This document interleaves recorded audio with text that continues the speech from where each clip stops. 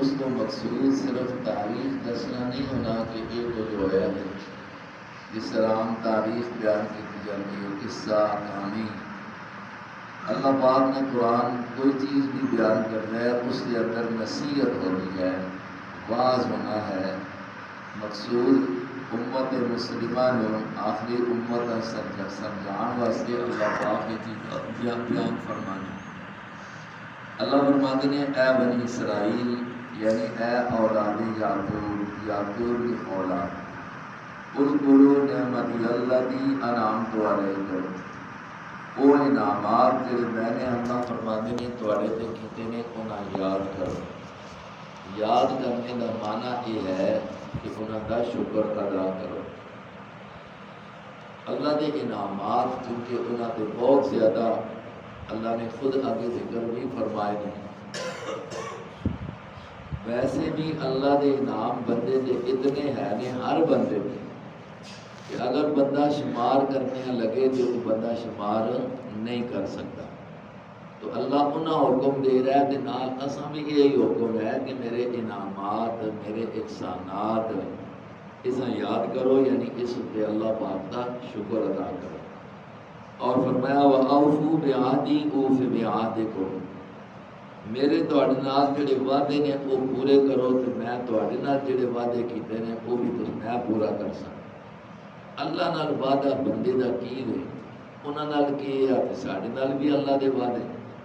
قرآن پاک نے سورہ مائدہ دی ابتدا وچ بھی یہ حکم سارے ایمان والے دیتا ہے، یا ایھا الذین آمنوا اوفوا بالعقود، فرمایا اے ایمان والے ہو جڑے تواڈے نال معاہدے میں کر چکیا انہاں پورا کرو۔ وہ معاہدے آسان معنی یہ ہے جو اللہ رب العزت نے اپنی کتاب مقدس کے اندر احکام بیان کیتے نے ایمان والیاں واسطے، انساناں واسطے کہ یہ کام تساں کرنے، نماز پڑھنی ہے، روزہ رکھنا ہے، زکوٰۃ دینی ہے، حج کرنا ہے، اسی طریقے سے حرام تو بچنا ہے، سچائی اختیار کرنی ہے، جھوٹ تو اپنے آپ بچانا ہے۔ گویا یہ اللہ نال ساڈا معاہدہ ہے کہ اللہ اساں ایمان جے تیرے تے آندا ہے، تیری کتاب تے ایمان آندا ہے تے اللہ نال وعدہ کر چھوڑیا کہ ہن اس چیزاں اسی پورا کر سکیں۔ تو اللہ انہاں بھی فرما رہا ہے کہ ساڈے واسطے بھی یہی حکم ہے۔ اب پھر اللہ اپنا وعدہ بھی پورا کر سی۔ اللہ نے پھر ساڈے نال کی وعدہ ہے کہ جس طرح فرمایا کہ ایمان والے ہو اگر تساں ایمان آندا، ایمان دے نال اعمال اچھے کیتے تو تواڈے واسطے کر کے پھر نقصان نہیں، فائدہ ہی فائدہ ہے دنیا و آخرت کا۔ تو اللہ نے پھر اپنا وعدہ اجر و ثواب دے کے پورا کرنا ہے۔ اگلا حکم فرمایا وَإِيَّايَ فَارْهَبُونِ، کہ خاص میرے ہی کو ڈریا کرو، یعنی میری طاقت تے قوت یہ ہے کہ میں اپنے مخالفین اپنے وعدہ نہ پورا کرنے والے پکڑنے تے طاقت رکھنا، اس چیز دا خوف رکھیا کرو۔ باقی کسی تواڈے تے کوئی ایسی طاقت نہیں کہ تساں کوئی وہ نقصان دے سکے جب تک کہ اللہ رب العزت کی مشیت اس نال شامل حال نہ ہو جائے۔ فرمایا وَآمِنُوا بِمَا أَنزَلْتُ مُصَدِّقًا لِمَا مَعَكُمْ، اگلا حکم بنی اسرائیل واسطے یہ ہے کہ فرمایا اس چیزہ میں منو جڑی میں نے نازل کی تھی۔ وہ اللہ پاک نے کہ نازل کیتا ہے اللہ دا قرآن، نبی پاک صلی اللہ علیہ وسلم دی حدیث ہے، وہ بھی منزل من اللہ، یعنی اللہ دی طرف نازل ہوئی ہے اور نبی علیہ السلام دے دل تے آئی ہے۔ اب وہ تعبیر اللہ پاک دے نبی دی خود اپنی ہے، لیکن معنی جڑا ہے وہ اللہ نے خود نبی علیہ السلام دا حدیث جو ہے اس دا القاء فرمایا ہے۔ قرآنی الفاظ جڑے نے یہ اللہ پاک دے نے اور نبی علیہ السلام نے وہ الفاظ جڑے اللہ پاک اتارے نے وہ اپنے زبان تو بھی ادا کیتے ہیں، لیکن حدیث پاک بھی اللہ کی طرف نازل ہوئی ہوئی بھی ہے۔ فرق صرف اتنا ہے کہ وہ الفاظ نبی دے نے، انہاں دے معنی اللہ پاک نے نبی علیہ السلام دے دل تے اتارے نے۔ اس واسطے جس طرح قرآن نال ایمان لانا ضروری ہے، اس طرح جناب نبی پاک صلی اللہ علیہ وسلم دی احادیث دے نال ایمان لانا بھی ضروری ہے۔ تو فرمایا آمنو بما انزلتو، انہاں بنی اسرائیل دے اللہ پاک نے کتاب تورات نازل کی تھی، انہاں ہن حکم یہ ہے کہ بھائی تساں اس کتاب دی منو جڑی میں نے اپنے نبی محمد مصطفیٰ علیہ السلام تے نازل کی ہے۔ اگر کوئی یہودی عیسائی اپنی پہلیاں کتاباں صحیح اصلی حالت کے اندر بھی موجود ہوں، انہاں دے ایمان آنے اور آکھے میں انہاں دے مطابق ان زندگی گزارساں اور قرآن پاک اور نبی پاک صلی اللہ علیہ وسلم کی لائی ہوئی شریعت ہے وہ نہیں تسلیم کرتا، تو اس واسطے کر کے نجات ہون نہیں ہو سکتی۔ کیوں؟ اللہ پاک نے قرآن نازل کر کے انہیں آکھیا کہ تساں ہن اس کتاب بھی منو اس واسطے کہ مصدق لما معکم، یہ جو کچھ تہاڈی پہلیاں کتاباں دے اندر موجود ہے قرآن پاک اس کی تصدیق کرنے والی کتاب ہے۔ یہ جامع کتاب ہے جو اصولی مسائل یعنی توحید اور رسالت، قیامت، اللہ پاک نے جس طرح تورات دے اندر، انجیل دے اندر، زبور دے اندر بیان فرمایا کہ انہاں چیزاں تے ایمان آنا ضروری ہے، وہ چیزاں اللہ پاک نے قرآن کے اندر بیان کر کے دسیا کہ بھائی جس طرح تورات و انجیل وچ حکم ہے اس طرح یہ سچا حکم اللہ کی کتاب کے اندر بھی ہے، اس واسطے یہ کتاب پہلے حکماں کی تصدیق کرنی ہے۔ تو فرمایا اس طرح ایمان لے آؤ۔ اب اگر انہاں بھی ایمان لانا ضروری ہے تو امت محمدیہ وا ایمان لانا تو بدلی کہ اولا ضروری ہے کہ جو کچھ اللہ پاک نے اپنی کتاب مقدس کے اندر نازل فرمایا ہے اس آسان مننا سارے واسطے ضروری ہے، تب سارے واسطے نجات ہے۔ اور فرمایا وَلَا تَكُونُوا أَوَّلَ كَافِرٍ بِهِ، لوگوں قرآن پاک نہ بنی اسرائیل خطاب ہے لیکن نال نال اساں بھی ہے۔ فرمایا اللہ کی طرفوں نازل ہوئی ہوئی کتاب انکار کرنے والے مت بن جاؤ، کہ یہ نہ ہوئے کہ تسی پہلے آنے نال ہی انکار کر کے کہ پچھلے دے گناہ بھی اپنے سمے چاہ کے رو کہ کسیاں دیکھ کے کہ اس نے قرآن کا انکار کیتا ہے، نبی دی حدیث کا انکار کیتا ہے، اور دوسرے آپن جی یہ جی ہے پڑھا لکھیا ہے، یہ سمجھدار ہے، یہ جی ہی گل آتا ہے۔ جس طرح اج کل ہو رہا ہے کہ نیٹ تے دیکھ سن اور کوئی مسئلہ آ گیا جی فلاں ڈاکٹر صاحب نے فلاں پروفیسر صاحب نے ایک گل فرما دیتی ہے تو ہوں آپ سنیے دیکھو آخر بھی تو کوئی گل ہے، ہوں پہلے ایک بندے نے گمراہی کی گل کی اس پیچھے جڑے لوگ چل پے نے تو اس کے گناہ بھی اس نے اپنے سر چا کے دے اور انہوں کا اپنا مستقل گناہ بھی موجود ہے۔ تو اللہ نے فرمایا دیکھو وَلَا تَكُونُوا أَوَّلَ كَافِرٍ بِهِ، کہ یہ نہ ہوئے کہ تسی پہلے انکار کر کے سارے کی ذمہ داری اپنے سر چا کے وَلَا تَشْتَرُوا بِآيَاتِي ثَمَنًا قَلِيلًا۔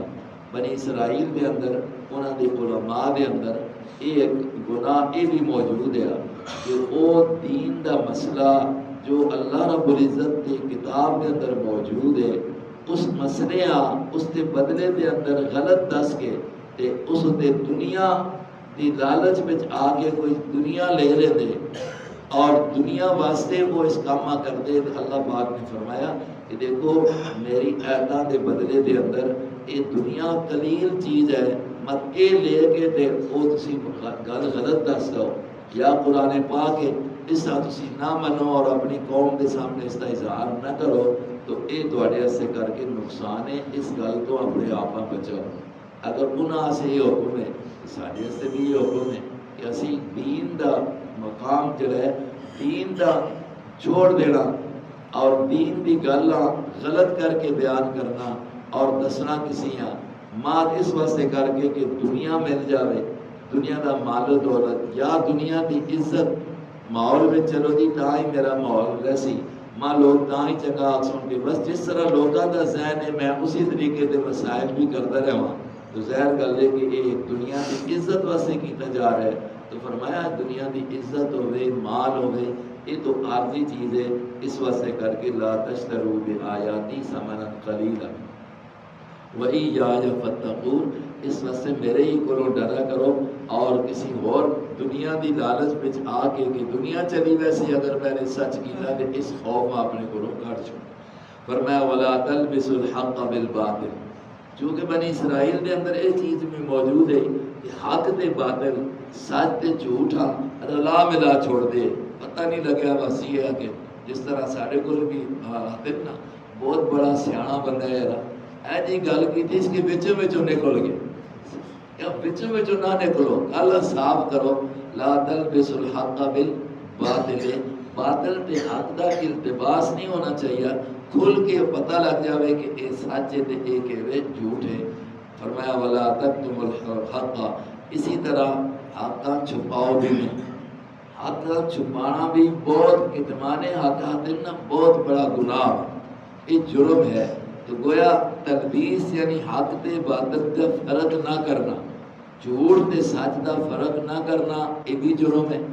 اور اسی طریقے سے سچا چھپا کے رہنا، یہ بھی جرم ہے. فرمایا اس گل جانتے بھی ہے وہ کہ یہ چیزاں جنیاں نے بریاں نے، تو پھر اس طرح کر سو تو گناہ بھی ہے ہی ہے اور اللہ دے ہاں پکڑ ہے. فرمایا بلکہ کرو کہ وَأَقِيمُوا الصَّلَاةَ وَآتُوا الزَّكَاةَ. فرمایا اے بنی اسرائیل نماز کی پابندی کرو. اب اس وقت انہاں بھی نماز دا حکم ہے، امت مسلمہ واسطے کر بھی نماز دا حکم ہے. فرمایا وَآتُوا الزَّكَاةَ، اور زکوٰۃ کی کرو، ادا کرو. اب زکوٰۃ نماز یعنی بدنی عبادت ہوئے یا مالی عبادت ہوئے جو اللہ دا حکم ہے، تو فرمایا کہ اس کی کرو، پابندی کرو. ہر انسان مسلمان واسطے بھی یہی حکم ہے. اور نال فرمایا وَارْكَعُوا مَعَ الرَّاكِعِينَ، رکوع کرو انہاں نال جڑے رکوع کرنے والے نے. ایک معنی تو یہ ہے کہ مطلب جماعت کے نال نماز ادا کرو. اور رکوع کا ذکر اس واسطے کر کے کہ یہ سجدے تو پہلے عام عبادت، جس طرح سجدہ سب تو زیادہ اللہ رب العزت کے قرب دا ذریعہ ہے، تو چونکہ رکوع بھی اس کے اندر بھی عاجزی انکساری ہے، یہ بھی اللہ پاک نے اس واسطے اس طرح ذکر فرما دیتا کہ بھائی رکوع والے نال رکوع کرو، یعنی جماعت نال نماز ادا کرنے کا اہتمام کرو. جماعت کی نماز انفرادی کلیہ نماز پڑھنے کے مقابلے کے اندر 27 گنا زیادہ ثواب اس کے اندر اللہ پاک نے رکھ چھوڑے ہیں. یا مطلق مراد ہے کہ بھائی جس طرح رکوع دوسرے لوگ کر رہے ہیں یعنی نماز پڑھ رہے ہیں، اس طرح تسی بھی کہ کرو نمازوں کا اہتمام کرو. تو اللہ پاک نے بنی اسرائیل واسطے جڑے حکم ہیں وہ سارے واسطے بھی آئے ہیں کہ اللہ دے جڑے سارے نال وعدے یعنی اللہ دے حکم نے انہاں اساں پورا کرنا چاہیے. حق دے باطلاں، سچ دے جھوٹاں بالکل صاف رکھنا چاہیے اور دسنا چاہیے. اور اسی طریقے سے کوئی گل جڑی باطل ہے اور غلط ہے اور اسا واضح کرنا، نال نال حق کا کھول کے بیان کرنا، نہ یہ کہ حق کی گلاں چھپا لینا. یہ شریعت کے بیان تک جائز نہیں ہے. اب اس شریعت مطلب ہے صحیح کر کے دس دیتی گئی ہے. دسنے والے کی ذمہ داری یہ ہے کہ وہ اس میں لالچ کر کے دنیا دی تے آقاں چھوڑے نہیں، دسے اور چھپاوے نہیں. سننے والے دا لوگوں کا فرض اور ذمہ داری یہ ہے کہ انہاں تک حق پہنچے کہ اس حق کا من کے اس کے مطابق اپنی زندگی گزارے. اس طرح اللہ پاک نے نظام انسان اگر قبول کر دیندا ہے، اس کی ذمہ داری یہ دسنا، اس کی ذمہ داری یہ مننا. یہ اللہ نے دو قسم کے طبقے بڑھا دیتے ہیں. اور مننے سے کر کے بھی مقتدا کی ضرورت ہے، اور اس کی ضرورت جس نے حق اور باطل کا فرق جانے ہے اس کی ذمہ داری اپنی ہے. اس واسطے نبی علیہ السلام فرماتے ہیں کہ جس اللہ پاک نے علم عطا فرمایا حق اور باطل کا اور دین کا، وہ اگر اس فرق کر کے بیان نہیں کرتا، کتمان کرنا ہے، چھپا چھوڑنا ہے یا غلط بیانی کرنا ہے، تو فرمایا کل ایسے علماء ایسے مقتدا جڑے نے انہاں دی یہ زبانہ جڑیاں نے نا اللہ پاک محفوظ فرمائے. فرمایا کہ لوہے دی کینچیاں جڑیاں نے انہاں دے نال یہ زبانہ جڑیاں نے کتریاں جاڑیاں نے. بہت بڑی ذمہ داری ہے. اور پھر اگر اے جی ایک سچ کی گل بیان کی جا رہی ہے، نہ سننے والے مننے والے نہ اگر اسا منسو، ظاہر ہے انہاں دا جرم انہاں دے اپنے ہوتے آوے. اللہ تبارک و تعالی اساں قرآن پاک دی ہر گل اور نبی علیہ الصلوۃ والسلام دی ہر گل جو حدیث پاک کے اندر آ گئی ہے ثابت ہے، اس سے ایمان بھی آنا، اس سے عمل کرنا اللہ سارے نصیب فرمائے. وما علینا اللهم صل على سيدنا